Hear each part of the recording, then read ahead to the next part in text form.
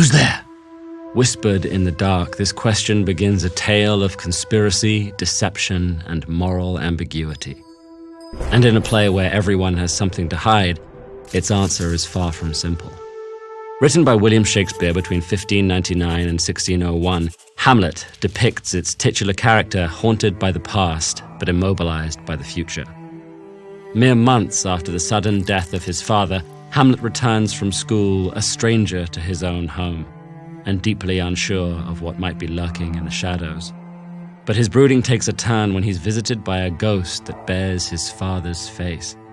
The phantom claims to be the victim of a murder most foul, and convinces Hamlet that his uncle Claudius usurped the throne and stole Queen Gertrude's heart. The prince's mourning turns to rage, and he begins to plot his revenge on the new king and his court of conspirators.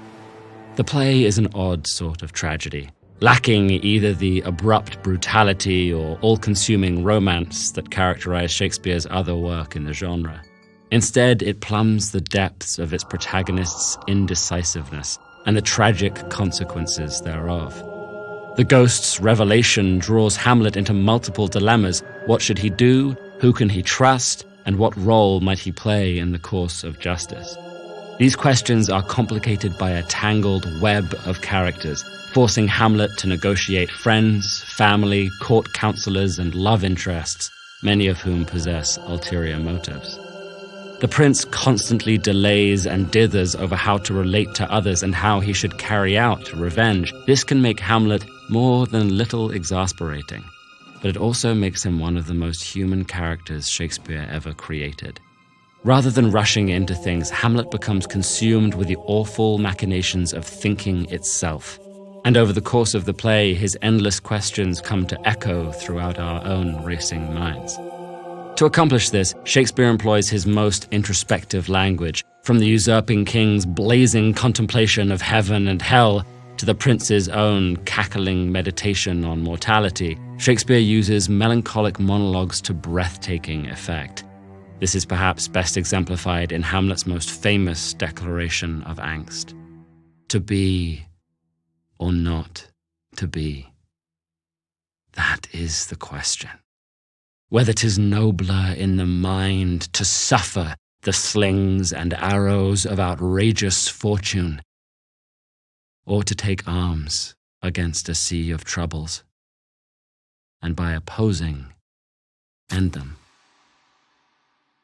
This monologue personifies Hamlet's existential dilemma, being torn between thought and action, unable to choose between life and death.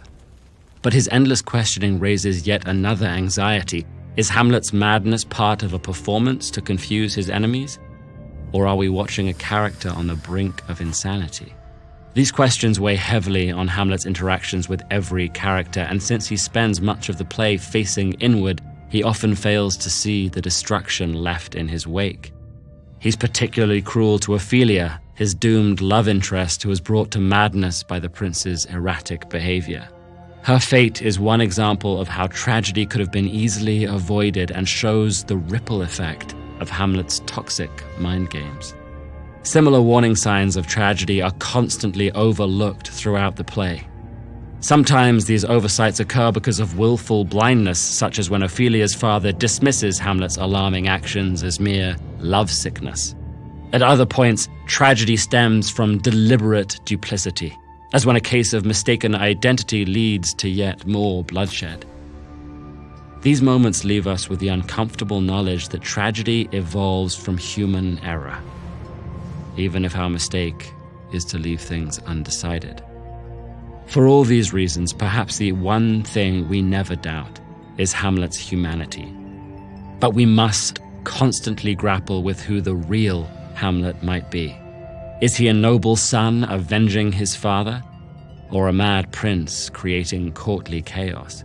Should he act or observe, doubt or trust? Who is he?